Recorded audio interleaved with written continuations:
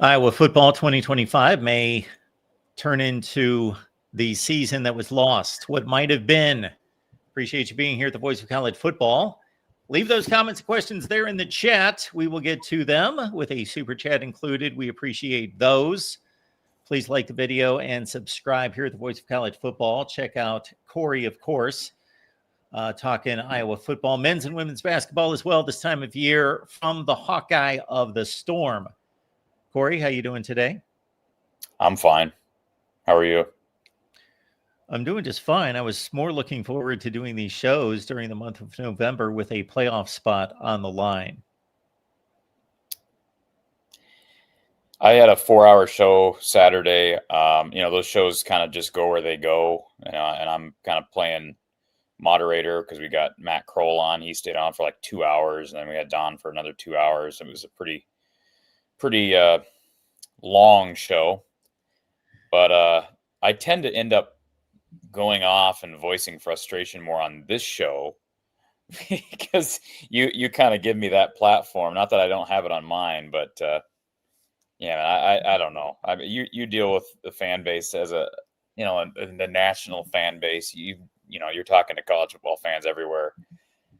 I don't recall a year in my life where I followed Iowa football for the show, during the show, whatever, where it feels like a bigger missed opportunity. I mean, 2021, they just weren't very good. They were 10-2. They got their butt whooped against Michigan in the Big Ten title game, but they got there. 2023, same thing. 2009, I could say missed opportunity, big time. 15 was a missed opportunity, but again, I guess you could argue that one drive from Michigan State, right, that kept them out of the playoff. That did keep them out of the playoff. So maybe I'm living in the moment. Certainly that's like the biggest gut-wrenching loss, single loss. But I don't recall a season where it feels like game after game after game, they are so close, and yet they're done. I mean, they are done. And I know people don't like to talk about that. And by the way, there's a lot of people that make their money on, like, it's the industry to talk about the next game, to preview each game. And I do the same thing. But, man, I can't come on here and act like, well, on to the next game. Not as a talking head, not as a fan, not as a media person. The players can talk about that. The coaches can talk about that. But the reality is they're done as it relates to playoff aspirations. And if you as a fan don't believe that that's fair, that we should be judging them based on, qualifications to make a 12-team playoff, then that's your opinion. You have every right to your opinion. My opinion is that should be, especially for a team like Iowa, where they're at, that should be the goal. So it doesn't mean that they should just, give up and not play the rest of their games. But the games from here on out, the last 3 weeks, lose a ton of meaning for me. And I think for a lot of people. And up until this past week, until the final moments of that game against Oregon, they held a totally different level of meaning. So it's a reflective week. I think it's one of those things where it does help me appreciate the 12-team playoff, because a few years ago, Iowa would not have been in position. I mean, 10-2 wouldn't have gotten to the Big Ten. Like, 10-2 doesn't get you to the Big Ten title game in the 4-team format, so you have no chance of getting in. Now, 10-2 gets you in. I think. I think most teams with a good schedule. I still think if Iowa had won, they'd be in the driver's. This would obviously be just a unbelievably big matchup on Saturday, and it still is for USC, right? So I know Matt Zemek's going to stop by, I think, and he's looking at this from a totally different perspective. Honestly, I don't expect Iowa to go out there and win. If they do, heck of a coaching job by Kirk Ferentz. I mean, that's what I'd say. It won't take away from the hurt and the pain. The other thing about this, Mark, is with the exception of being 2015, and even in 2015, they were woken up once they got to the Rose Bowl, where they got their butts kicked.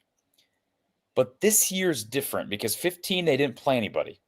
They had a really soft schedule. Michigan State was good, but even, they were exposed against Bama in the college football playoff. And this year, man, they've played Indiana, who looks to be a power, Oregon, who looks to be a power, and they're right there. So far, now they haven't played Ohio State, they haven't played Michigan, they haven't played Georgia and some other powers, but they've played some powers, and they're right there. So it's unbelievably frustrating, and I'm just speaking for myself. And all three of these games, they've had leads with under 2 minutes to go. They've lost every one of them. I don't really know what to say other than like what you let off with. It's a season of missed opportunities, and if people think I'm being too dramatic, they can feel that way. But that's just where I'm at. It's I really don't know in this moment how to just kind of start previewing the next week, because you prepare and you lead up to the season with all of these games in mind, with an opportunity to play for big goals. And unfortunately, they have not won the games they've needed to win. And it's not because they haven't looked good. They've looked pretty good at times. There's so many good things to look at in each of these performances. And I thought this past week, I mean, we can discuss it, but the offense wasn't doing anything. You get pinned back against your own goal line. And this is an Iowa program, even under Lester to this point, that really hasn't been able to make their money driving down the field offensively when they've needed to. And under Brian, man, those dark years of offense, you knew they were like when Cooper DeJean's touchdown on that fair catch call against Minnesota was called back. We all knew it was over. All they needed was a field goal, but we knew it was over because we knew they couldn't even get 15, 20 yards. And it was, Deacon Hill throws an interception, the game is over. Against Oregon, they're pinned back, and it's like, here we go. What do? They come down the field and score a touchdown. Is it frustrating they weren't, clicking earlier in the game? Yes. But that's another example. Penn State was another example. Backs against the wall, and this offense, it's the steps the offense has taken. It doesn't mean the offense is good, but man, it's a lot better than it used to be. In those moments, multiple times this year when they've needed to score, they've come down the field and scored touchdowns. And it's just frustrating. The schedule actually ended up shaping up to be pretty favorable with the home games. And, their wins are going to be impressive looking wins. Like they dominated Minnesota, dominated Wisconsin, won by double digits against Rutgers. They took care of business in those games. There's nothing in those games that would be a red flag to a playoff committee. And we're talking literally a few plays, bounces of the football that haven't gone their way. So, Corey, we've been doing this show for quite a long time. 221 episodes is roughly 4 years plus. And I got to say that I enjoy doing the show each and every week. You get to play analyst, and I know you're used to playing host and analyst. And so I get to learn about Iowa football. I give my national perspective. I think it works very well. And I think people recognize that. But to see you go into your mental and emotional state with the aftermath, I think I can appreciate it even more because I respect what you bring to the table as you take an approach that you are an Iowa football fan. You were born and raised and have grown up an Iowa football fan. However, you're not going to be some just crazy emotional homer every video you cut. You're going to take a measured approach, a journalistic approach, and try to size up the team fairly, criticize when it's warranted, and do all those things. But yeah, when you suffer a loss like they did, and again, we're not relating this to real life tragedies and traumas by any stretch, but within a football context, that's about as gut-wrenching as it gets, at least for this program, because I had the same thought. I was going to, if you didn't go there first, obviously serve it up and say, this has to be as gut-wrenching, and it has to be the most devastating loss for this program and the most important loss since, and I did my Rolodex and thought, to me, it's the Big Ten championship game in 2015.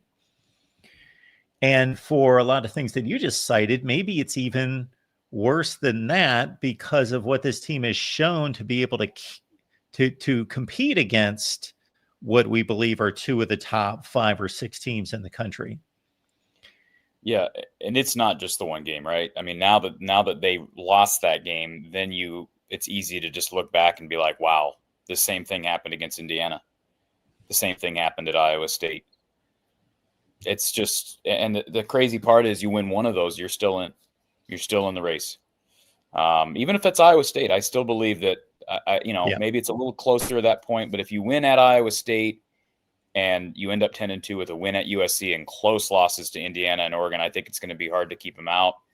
You can always live in the fantasy world that, they could still somehow, the teams at the top of the conference start losing, and now you can make the Big Ten title game. But it's the reality is that's not going to happen. There's just Oregon and Indiana are too good. Indiana almost lost this past weekend, but they would need to lose twice and 3 times to not in a head-to-head situation for them not to get in and over Iowa. So no, they're done. And Oregon's the same way now, so they have the tiebreaker as well. And Ed Rogers, I mean, you just listen. You just don't know what you're talking about. You don't know what you're talking about. You're just saying things because you think you're cute or you're funny. You have no idea. You just can't lose to State. What do you mean you just can't lose to State? What are you talking about? That's an Iowa State program that's been in the Big 12 championship multiple times in recent years. You don't know what you're talking about. Okay? You don't. You're just talking. Okay?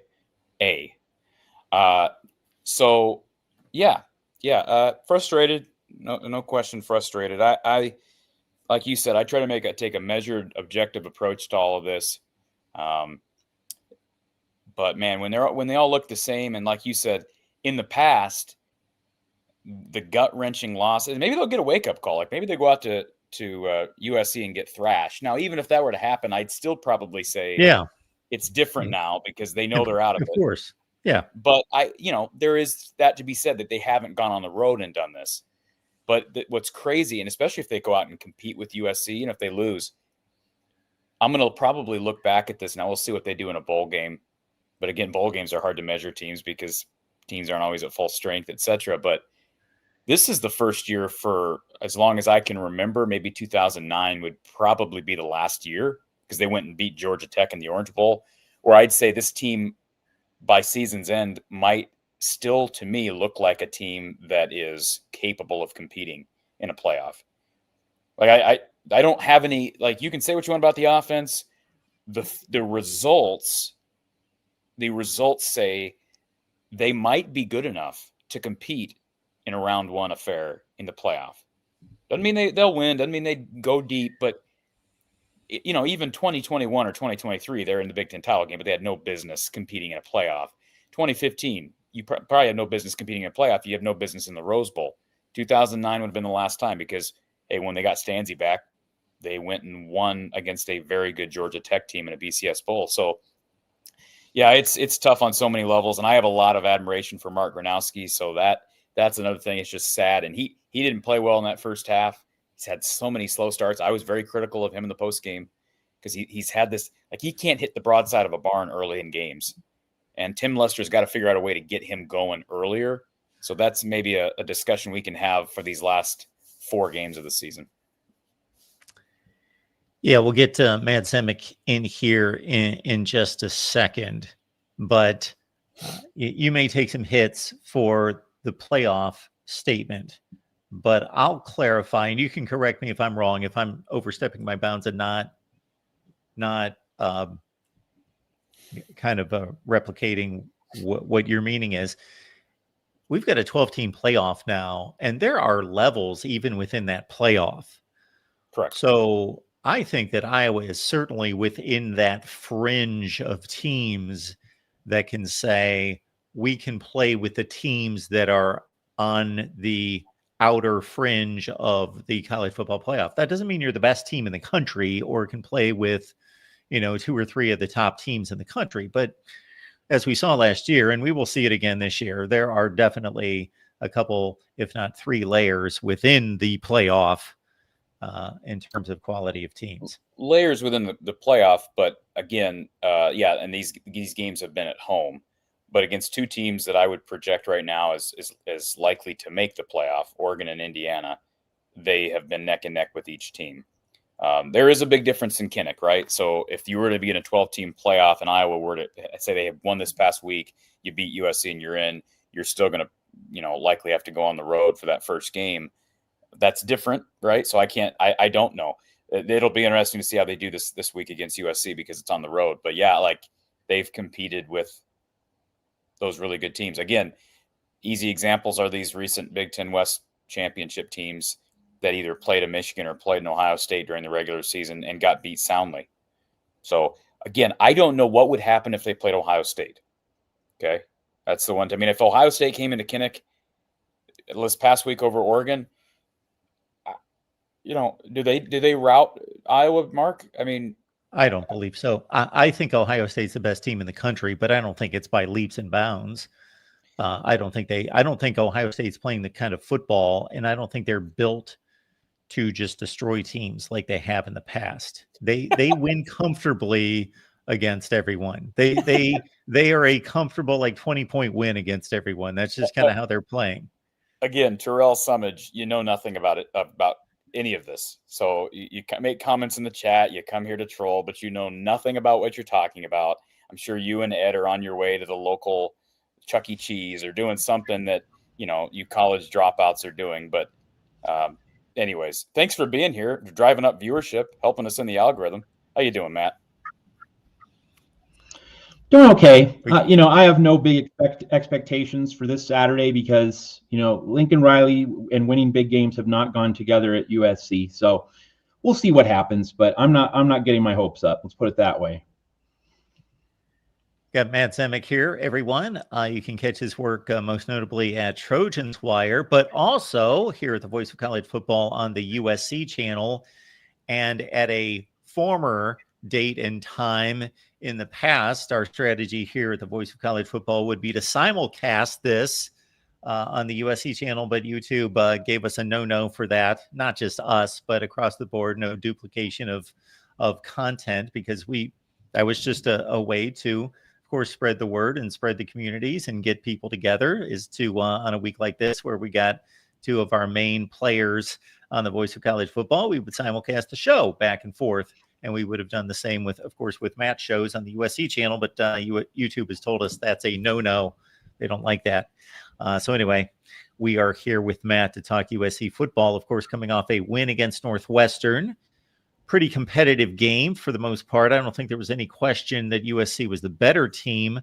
There was a point at the game that became the most, well, outside of the Heward lefty pass as the punter with the wrong uniform jersey on and all of that. That was quite hysterical. Corey, I don't know if you caught that.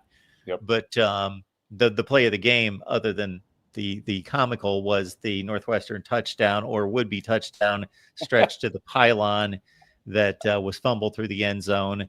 And USC took over, and it was kind of a 14-point swing. And USC, again, outclassed Northwestern, but it was a pretty good football game. USC used speed and athleticism and space as their big advantage in that one. Yeah, I assign no meaning or value to that Northwestern game. If you think about USC on Friday nights, those games are goofy.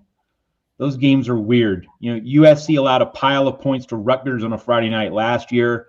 3 years ago, the elite 2022 team played an awful first quarter against a horrible pre-Deion Sanders Colorado team. That was the game in which Travis Dye got injured. We talk about a case of the Mondays. USC has a case of the Fridays. USC just does not come ready to play in those Friday games. So, I'm a harsh critic of this USC team. I'm going to actually just give the team a pass for Northwestern. Iowa still won by 21. Yeah, but Northwestern, and of course, I know Iowa folks don't like Northwestern, so I'm sure they got a chuckle out of that fumble at the 1 yard line going into the end zone. And it could have been a whole different deal if that play doesn't happen. But anyway, Iowa is not one step up in weight class. Iowa is several steps up in weight class from Northwestern. And I mean, just as a football fan and lover, no USC identity involved here, no USC considerations involved here. Just as a football lover, I mean, I'm really fascinated about this matchup because USC has been soft under Lincoln Riley, point blank, period, end of sentence. And if there's a team that can expose a soft opponent, it's Iowa. And we saw that in the Oregon game, that Iowa was able to go toe-to-toe, 15-round, bare-knuckle, drag-out fight, against a team that knows how to play physical football. Dan Lanning and Oregon are not soft. And Iowa was able to stand in the ring, go the distance. Can USC hang? Can USC take punches from a very rugged, physical Iowa team? I mean, I love the challenge. I love the contrast. I love the setup. The fact that it's at home, where USC generally does play well, means, there are no excuses for USC. But I can easily see Iowa punching USC in the gut and taking hold of this game on Saturday. Before Corey takes off on this, when the 4 teams were announced from the Pac-12 to the Big Ten, I was just dreaming of all these kind of matchups. Okay, they're going to get to play them and them. There was no contrast that I could have imagined. And now we're going to see it back-to-back weeks of thinking Iowa, especially Iowa circa like 2021, 22. They've progressed a little bit on one side of the football since then, but still just the Iowa way versus Oregon and versus USC. Fascinating. That's what I signed up for with the merging of these conferences. Yep, it is the ultimate contrast in styles. Can USC make this a perimeter game, a down the field game, and can Iowa play the game in a phone booth and inside the hashes, inside the tackle box? I mean, it's really pretty simple, and you love that kind of contrast if you're a sports fan, whether it's Lakers Celtics, Navratilova Everett, Lincoln Riley, Kirk Ferentz, ultimate Fraser Ali. Contrast in styles. Yeah. What was that, Mark? Ali Frazier. There you go. Absolutely.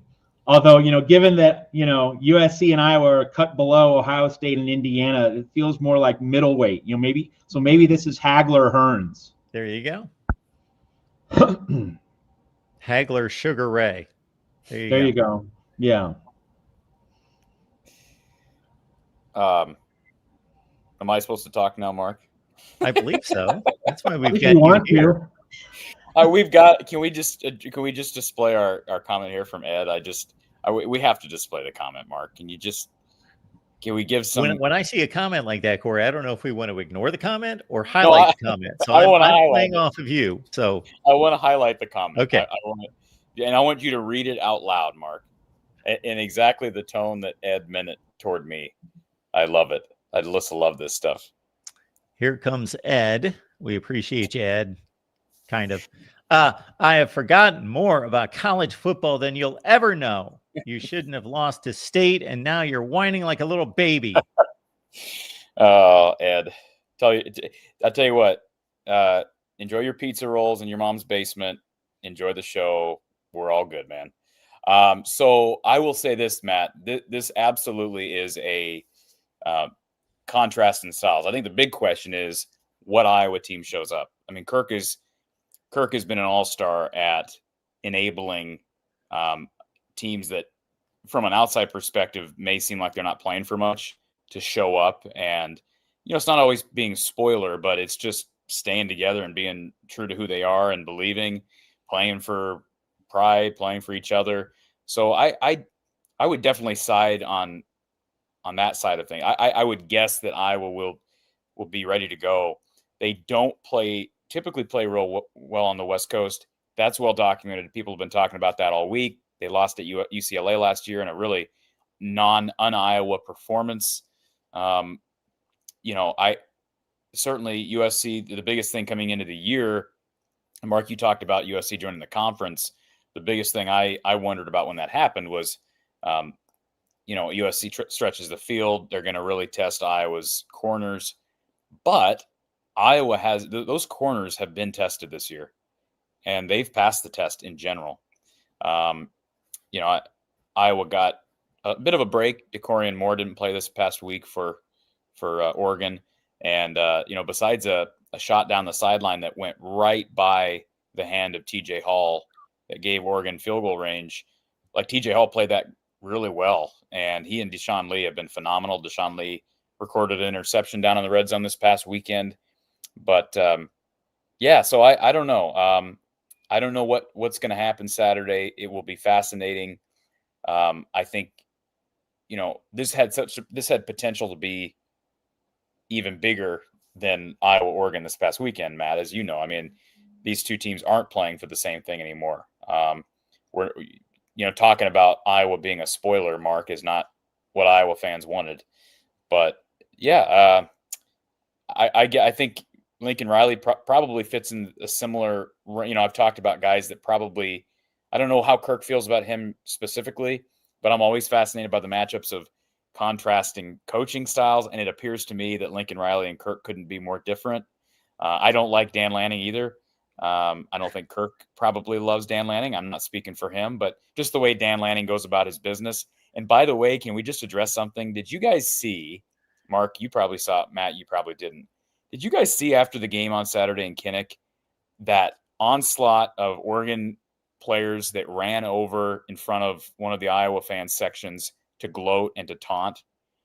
I just said that, and I'm not trying to sound like it is what it is. Like you said, Mark, I try to take a very measured approach to all this. But what a bad, disgraceful look for your program, and how shame on Dan Lanning for not publicly apologizing. That's just not how you carry yourself. But it's a reflection of who he is. He's a cocky, prideful. What's the word? You got a descriptive word there for me, Matt. You've dealt with Dan Lanning more than I have. Well, I haven't attended pressers from him, but he puffs out his chest and he's not afraid to do it. I would say, I would add to what you say, because I did see that. If you do that when, let's offer a historical comparison that Mark will readily grasp. When Miami just absolutely ragdolled Texas in that Cotton Bowl, okay, they acted like hooligans. It was not mannerly. They acted in a disgraceful way, but they won that game 46-3. Okay, if you want to be the villain when you do that, all right.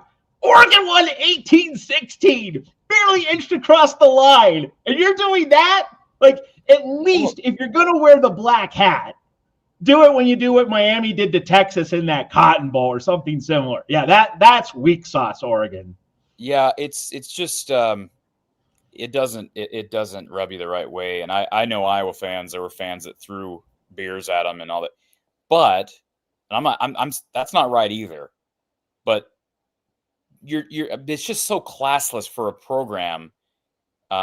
There's 70,000 fans in that stadium. Those players are representative of Oregon athletics and the University of Oregon. So it just should never happen. And now Brody's in the chat saying classless, so they do it every game. And by the way, the comment here, I don't know who this is. Daddies, man. Keith Duncan did it to Nebraska.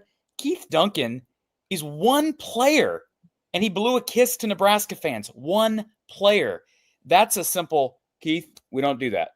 All right, I know you're in. This was a group. This was a large group of Oregon players. This is a systematic cultural thing, obviously. Don't compare one peach to a bushel of apples. It's not the same thing. No, it's not the same thing. Now he's saying it's not the same thing at all. Okay. Well, I mean, it's fine you feel that way, but you're wrong. So anyways, yeah, and I'm going to probably be accused. Mark, it's always interesting when these shows post. I'm always accused of being certain things. Certain people that never show up in the live chat love to throw crap at me afterwards. So I'll probably be accused of being a baby and whining about this. I'm simply saying it was not a classy thing. I agree. And it only reinforced what I already thought about Dan Lanning, not as a person, but how he carries himself as a coach. But Lincoln Riley is a little different. I don't have, he's a name that to me, Matt, carries a little bit more aura. But more than I do. I don't necessarily detect the level of cockiness that Dan Lanning, presents. So, but man, it's going to be interesting. Contrast of styles, and this will be like Iowa hasn't given up a ton of points to anybody. I mean, Rutgers was the only team, and that was on the road. Rutgers went off on Iowa in that first half because of Callie McManus and those receivers. But ever since that first half, they've shored everything up. They have had literally no issues with anybody through the air. Not Indiana, not Oregon. Oregon ran for a bunch of yards, similar to what Penn State did in 2017 against Iowa. That's the other thing we didn't talk about, Mark.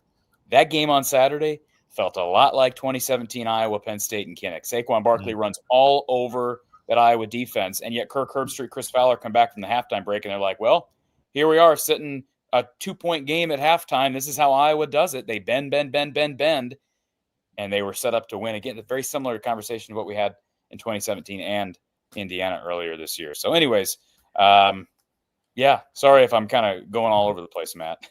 Well, when USC, go ahead, Mark. You can take off on this, Matt, unless you want to go a different direction. But since we're talking about the running game, when USC has been at its best, even though they're known for throwing the ball around, it's been with this third string freshman running back with the King getting it done there. He's been phenomenal, and they keep handing it to him, and he's been a workhorse as a walk-on freshman. And so that matchup against the Iowa defense, considering that Iowa does have an exceptional defense, but they did get run on against Oregon. So I believe it's going to start there. Yeah, I think it needs to, because and just I'll get to the running game in a moment, but Jaden Maiava played a very clean September. But as the season's gone along, you can pretty much count on Maiava throwing at least one pick. Like he threw that pick against Northwestern, had to make the saving tackle near the goal line.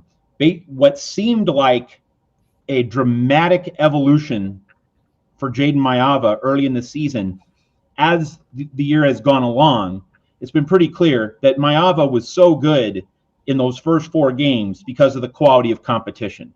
Missouri State, Georgia Southern, Purdue, Michigan State, I know Missouri State's actually had a decent season, but still it's Conference USA at its own level. So like that was a cupcake, soft, mushy first 4 games. And as the caliber of competition has increased, Notre Dame, and then Nebraska definitely made Maiava look pedestrian.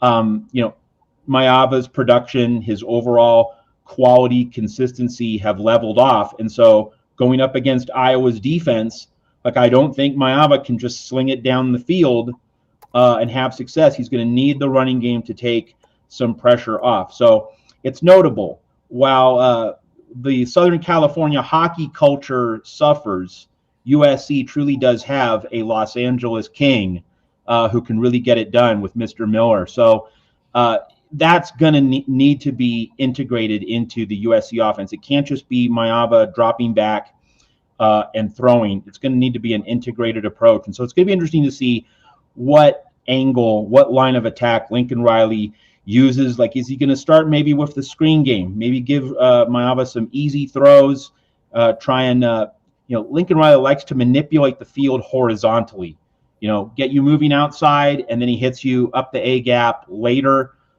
He makes you think about defending the full width of the field, and then he goes up the middle. It's going to be interesting to see. Does he just go with the upward thrust with Miller, or does he start with some light probing into the flats outside the numbers? Does he take a deep shot or two?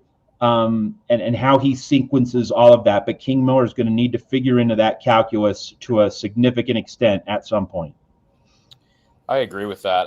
I think that I think you're right about it's got to be balanced. Iowa's proven.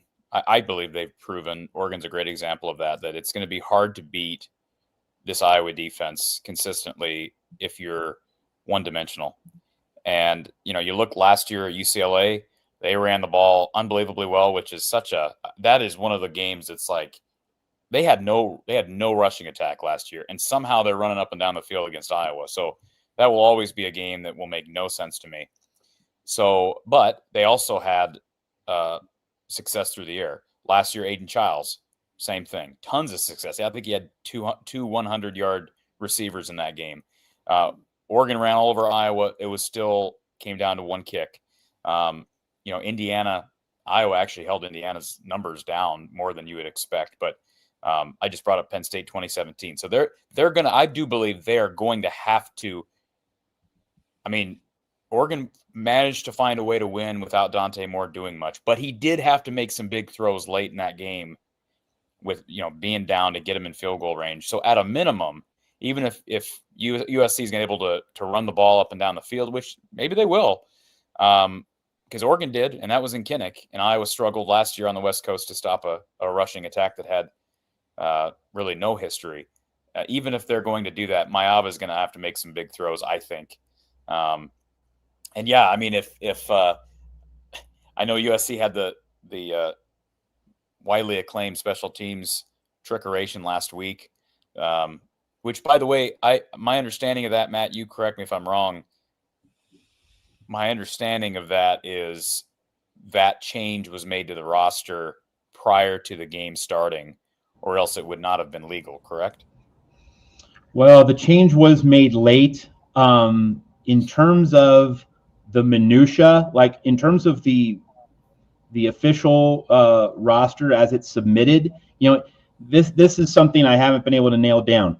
If a player is listed at a certain position, does that basically define whether it's a penalty or not? Because Sam Heward is listed as a quarterback, and to me, I could be wrong here, but to me, USC exploited a loophole in the rule book. And Mark's known me long enough that he knows that I think the college football rule book is poorly written.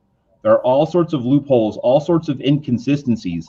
And one inconsistency, just while we're on this, I'm just going to very quickly, like the Iowa punter batted the ball at the 1 yard line, but it's not illegal batting if it's outside the end zone or if the batting is backward. But hypothetically, if you illegally kick the ball at the 1 yard line, it is a penalty. So that's just like one inconsistency with the rule book. But let me go back to now the fake punt. So the rule is you can't have players with the same jersey numbers playing the same position. But here's the thing. Does the rule book specifically state that, if you line up 12 yards behind the line of scrimmage, you are in fact a punter?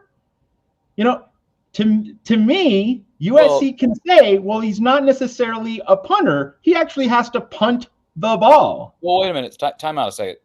The roster labels what position they play, but I could line up my quarterback as a receiver. That doesn't make him a wide receiver. He's just lined up as a receiver. That's right. So these are loopholes as far as I can tell. So just they're like, you are not a punter just because you take a snap 12 yards behind the line of scrimmage. So USC can say, oh no, we didn't have two punters wearing the same number. Sam Heward never punted the ball. Now, if you have two guys who both punt the ball once in the same game, then ipso facto you have two punters. But if one guy never punts the ball, was he ever a punter? Now, spirit of the law, Lincoln Riley was, of course, trying to deceive Northwestern. I'm not hiding from that. I'm not going to debate that because it's true. But USC exploited a loophole. And so the real issue we should be talking about here is the rule book needs to be written so much better and more tightly than it actually is. There are so many inconsistencies when you dig through plays and you see things on television, and college football has not buttoned these things up over the years, and that's why you get what you had on Friday. Remind me, Matt, tell me what the exact rule is. What is actually not allowed? What is exactly not allowed is you cannot have players playing the same position, wearing the same jersey number. Playing the same that much position, I know for certain. Playing the same position or listed at the same position? Playing the same position. See, I'm not sure about the whole listing part, but I mean, yeah, I don't know how do you regulate who's playing at what position? I can bring a tight end and he's blocking, and I can say he's an offensive lineman, but he's actually a tight end.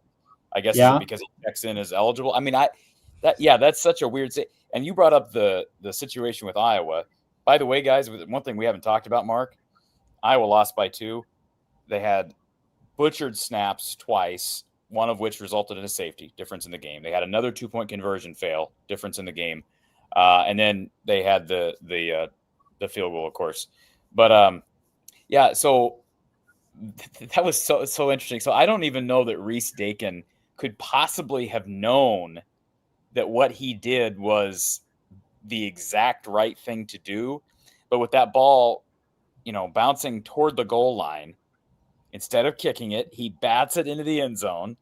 Smart play, as it turned out. And then kicks it into the end zone. And that's why I was trying to figure out after the game. I asked Matt Kroll, did he get penalized? I mean, they announced the penalty, but did he get it enforced? He said, well, I thought I got enforced from the kickoff. I never went back and checked. But even if that was enforced on the kickoff, who cares? Do that every time. Kick that ball, kick it into the 8th row every time. There were questions on the broadcast. The only time you would want a touchdown instead of a safety is if you're down by 1 or tied in the final minutes, because then you're giving up the lead and the ball. But that's the only exception. That's the only exception. Okay, so real quick, just to confirm, because you seem to know the rule better than I do, it's illegal to bat the ball in the end zone. Yes or no? Yes, safety. Okay, that's by rule. And it's illegal to bat the ball forward at any point on the field. Yes, but you can bat the ball backward, like I sorted through this on Saturday. Backwards into the end zone, and then illegally kicked it into the back of the end zone. So like that is like PhD knowing the rule book backwards and forwards. Like he knew exactly what to do to maximize avoiding a touchdown. I can't imagine. That is a football scholar right there. He's from Australia. There's no way he knew what he was doing on that. Maybe he didn't, but it sure came off like he did. It was weird, man. And when I saw him bat the ball, because I didn't know the rule. I mean, I saw him bat the ball. I thought, jump on the ball. And then I see him kick it. I'm like, why didn't he jump on it? But it's wet out. You don't want the ball squirting out as you try to jump on it. And then when they announced it, and it's like it's 2 points. I'm like, man, that was a brilliant play. Yep. But it did reveal the inconsistency of the rule book. Like, you can muff a punt on the 5-yard line. It rolls into the end zone. You cover it up. It's a touchback, not a safety. Like, in what world does that make sense? Like, they still haven't changed that rule. Like, that happened in a Clemson-Louisville game like a decade ago. They still haven't fixed that. There's just all sorts of BS with the rule book. I think we're going down a rabbit hole here, but I've always thought the rule, and correct me if I'm wrong, it's sort of a newer rule where you can catch, is it in the NFL or college as well? You can catch the ball with 1 foot out of bounds. If it's on a kickoff, you can catch it inbounds, but if you got a foot out of bounds, it counts as out of bounds. Spot the ball at the 40. Is that NFL or college? I have seen that, and I don't remember which level of play I saw that. Okay. Yeah, I'm not sure which way. Well, how about, real quick, I'll just throw in a random comment because we're talking about special teams and stupidity. And how about 2014, Mark, Insight Bowl, Iowa, Tennessee. Is it Jonathan Parker is fielding a kick return. He catches the ball. His momentum is carrying himself toward the sideline. He catches the ball like at the 10 or the 15-yard line. And because of his momentum, he catches it, starts falling out of bounds, panics, and throws the ball back in the field of play. You remember that, Mark? Yeah. And, hey, real quick, long story short, I do. He was part of that class action lawsuit, discrimination lawsuit. Jonathan Parker was part of that lawsuit after he left Iowa, as part of the whole 2020 scandal. So just a crazy side note. You thought he was I just want to button down one thing because it's getting some comments in the chat that I can see. Iowa fans are saying, and I get this, like this is a reasonable comment, so I'm not hating on it. I'm not dunking on it. Someone's saying, he lined up as the punter. I'm not aware in the rule book that a punter is very specifically defined as, well, that it means you're lined up more than 10 yards behind the line of scrimmage. I mean, as far as I'm aware, I'm not sure that the punter is defined so specifically that.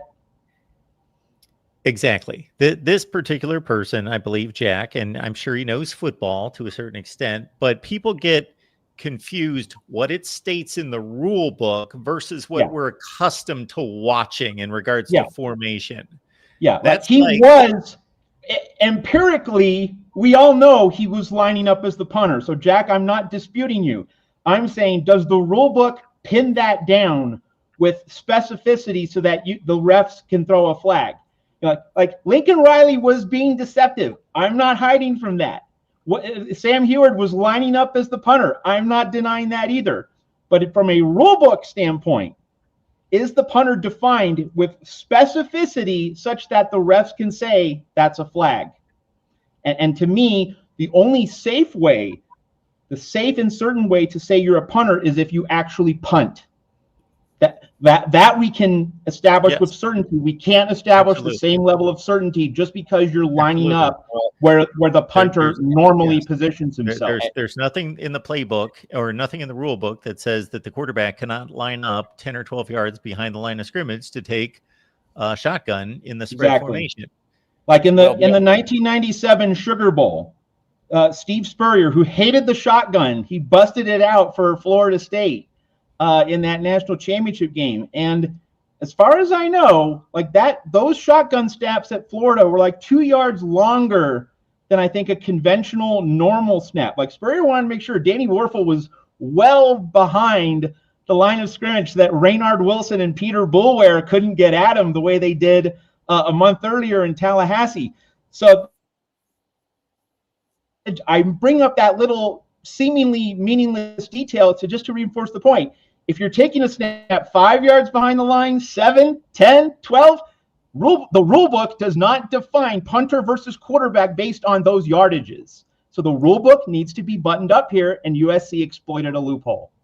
It's reminding me of taking football 101 as a freshman at Kent State University, and one of the Kent State University assistant coaches letting us know on day one, forget what you through part of this, forget what you have been watching on television, because, for example, the rule book, wide receivers and eligible players versus linemen are not determined by just these guys are little and fast and have numbers in the 80s, and these guys are big and have numbers in the 50s, 60s, and 70s.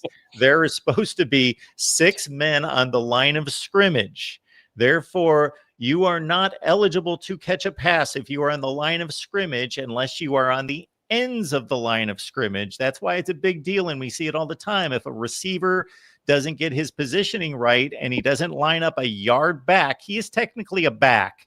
Even though he's split all the way out near the sideline, he is technically a back because he's in the backfield as a yard back in the formation. Denard Robinson would like a word if we're talking about jersey numbers. But, the other thing I was going to bring up is... So would Bear Bachmeier. Yes. Oh, yeah. The other thing I was going to bring up is, USC not having jersey names, their last names on jerseys. That goes into this as well. I mean, that's just a little thing that makes them different than a team like Iowa. But if Iowa did that, you know what I'm saying? So that's something that's not regulated. Nobody regulates whether you got to have a name on the back of the jersey. And I think that should be, if you want an easy way to try to kind of solve what just happened, start enforcing jersey names.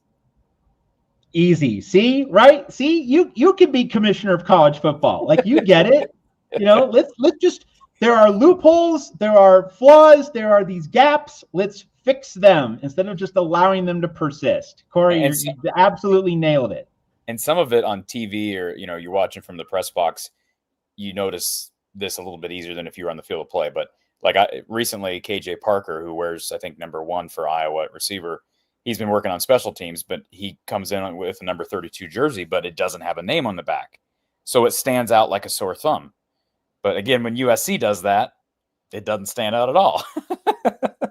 Even when those Fox commentators made the comment, they did, even after the play happened, they're like, wow, that punter's got a perfect spiral. Like, he sure does. That's interesting.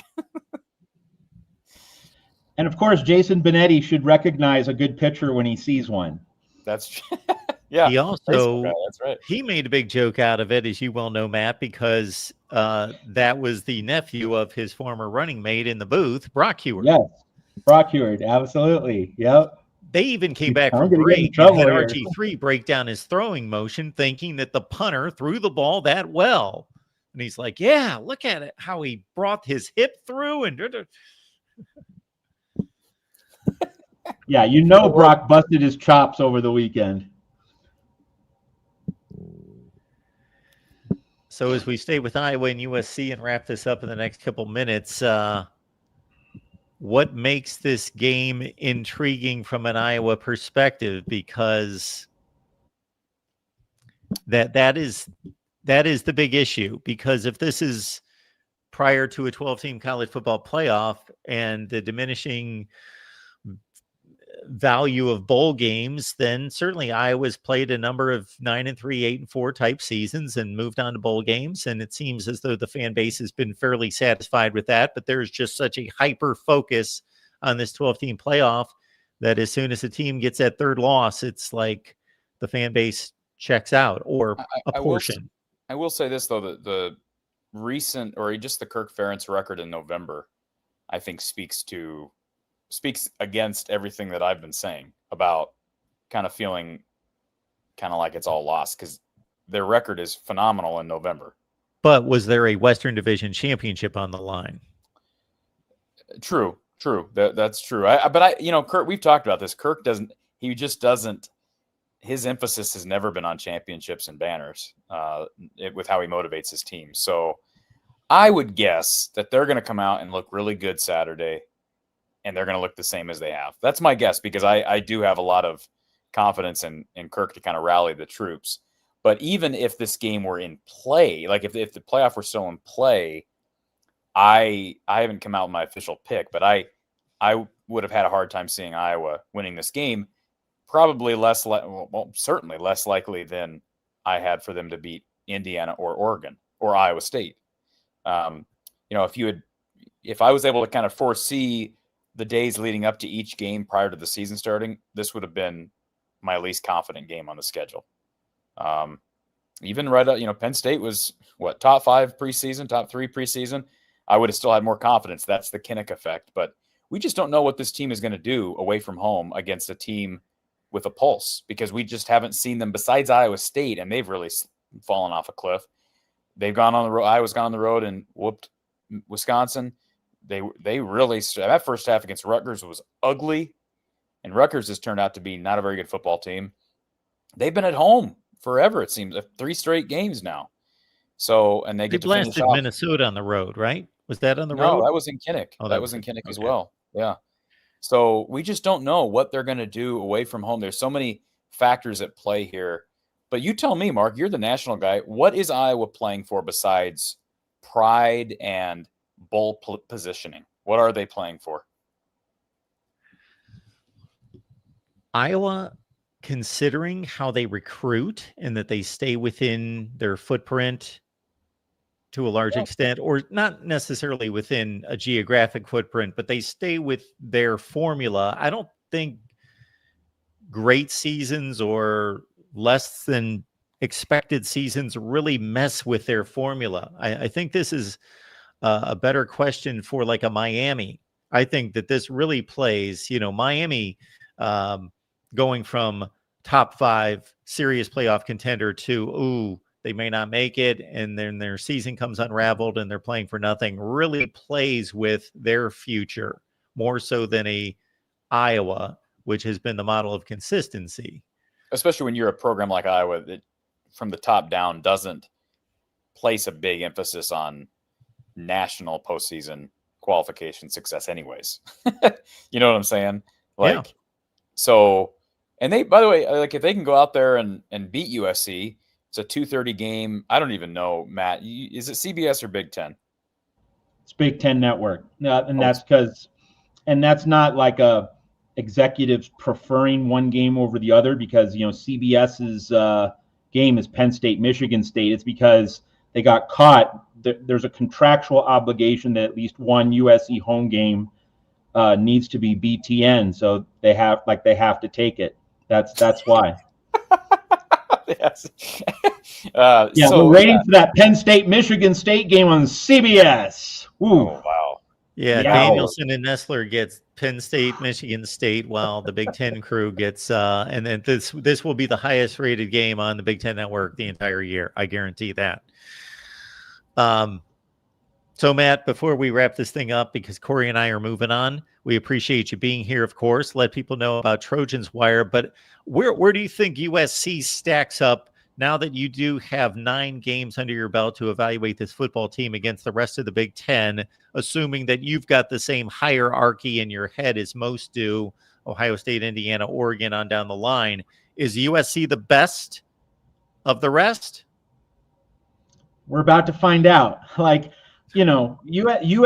USC needs to prove something. Like USC hasn't really achieved anything to this point. Okay, you beat a not very good Michigan team at home. Michigan barely beat Purdue at home. Michigan's nothing special. So USC lost to an Illinois team, which, has not turned out to be all that good. Like that's the loss that's going to haunt USC fans throughout the offseason if the Trojans don't make the playoff. That was just a really subpar performance against a not great opponent. And then, Notre Dame's good, but Notre Dame's not great. And CJ Carr did not play well, and USC gives up over 300 rushing yards to Notre Dame. So, this USC team hasn't done anything of note. And these 3 games, starting with Iowa, we're going to see if this season gets remembered for anything good or if it's just more mediocrity for Lincoln Riley. Corey, you tell me, this is something I'd be interested in. You just played Oregon. Is USC ready to beat Oregon? I mean, I think that, Oregon didn't play its best game to be sure, but, Oregon and Iowa were trading punches. Those were 2 physical football teams. And I don't see USC as physical on the same level as either Oregon or Iowa. What's your take? Well, if I'll tell you this, if USC beats Iowa in a low scoring affair, kind of like Oregon beat Iowa this past weekend, then I'd be very concerned if I was USC for that Oregon matchup, because there is a Kinnick effect. I keep saying that, but as much as I have belief that Iowa could compete with some of these teams in a 12-team playoff, these games that we're evaluating, Iowa, Indiana, Iowa, Oregon, those were in Kinnick. And so I don't know if Iowa can force a team like USC to play their style. They forced Oregon to play their style at home. Is that USC Oregon game? Is that in Eugene? Yes. Okay. So I have zero belief the Trojans are going to win that game.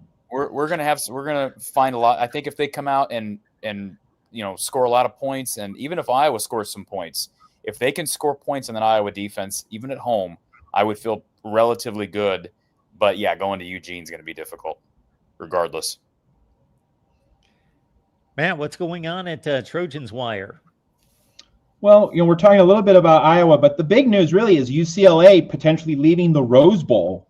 So that has Angelinos talking, about, hey, should USC play games at the Rose Bowl, not be a permanent year-long tenant, still play most of your games at the Coliseum, but certainly play one game at the Rose Bowl to just kind of take ownership of that. That is a very hot topic in Los Angeles college football right now. I know nothing about the financial stipulations. I'm sure that's driving all of it, of course, to go to SoFi Stadium. And I understand that the Rose Bowl, from the standpoint of up-to-date amenities and all those things, is not the type stadium that you want. But when people think UCLA football, that program has lost all cachet, everything except one thing. They play at the Rose Bowl. They play at arguably the grandest of all stadiums in college football. And to take that away, they're they are whoever, fill in the blank, nothing, just generic program that plays at SoFi Stadium. Yeah, I just want to say, like Corey and all the people watching here on the Iowa show at the Voice of College Football, Trojans Wire readers, USC fans are much more interested in the UCLA Rose Bowl drama than they are about Trojan football right now. Like, and this is with USC being 7-2. No, but our most read stories are about the UCLA soap opera. And that just reflects the lack of belief that Lincoln Riley's going to get this team over the line. And frankly, I can't really even blame people for thinking that way. Well, I'll tell you what, Mark, maybe is this close? I can tell you most viewership right now on my stuff is Iowa women's basketball. So You're hurting me. Just serious. Me. Hey, Matt knows all about women's basketball. Juju Watkins. You know who that is, Mark? You know who Juju is? I know only because of Matt. Oh, and yeah, Corey. So I'm at the editor at Trojans Wire. Okay. Yeah. Hawkeyes Wire is the highest performing College Wire site out of 28 because of Caitlin Clark and Iowa women's basketball. Yeah, I believe that. Oh yeah. Yep. And that Hawkeyes Wire does a lot. I mean, I've talked to the guys at Hawkeyes Wire once or twice, but most of what they do or what you guys do is you're very heavy on social media, right? Facebook and I know everybody has to be on social media, but all I know is the Caitlin Clark phenomenon creates such all I get on my business page on my thing is Caitlin Clark stuff. And I don't want it. It's just nonstop. Fake accounts, just constant Iowa women's basketball stuff. It's insane. Yeah. Anyway, thanks so much for having me on. Thanks, Matt. Thanks for being here. Appreciate it. Absolutely. Take care, Corey. You too. Folks, check out Matt's work also on the Voice of College Football at USC. Of course, they got shows this week previewing the Iowa game, and it is a big one for USC. And of course, let's also note on the heels of the Caitlin Clark comments that I have become a great defender of Caitlin Clark in recent years on social media. I have. Pretty ironic, frankly, but I think she has taken so much abuse. Oh my goodness, she has. I just made this comment. I was sitting in someone's office the other day, and I just said, and I meant it seriously. I said, everybody wants, not everybody, but a lot of people want to be famous and rich. But I said, it would not be worth what she's like. Anybody of that popularity, I'm sorry. You can feel how you want to feel, but Mark, if you had to deal with that, and then on top of that, you go places and you can't even enjoy yourself because you're constantly being bombarded by people who want your autograph, want to talk to you, want to say hi, staring at you. Can you imagine? I'm not saying we need to all feel sorry for people like that, like Caitlin Clark, but there gets to a point where that would be a real burden, in my opinion. Absolutely, it would be. Absolutely. All right, we're talking Big Ten football and the college football rankings with Corey here in 2 minutes over at the main channel. The Big Ten Live show is next. See ya over on the main channel in 2 minutes.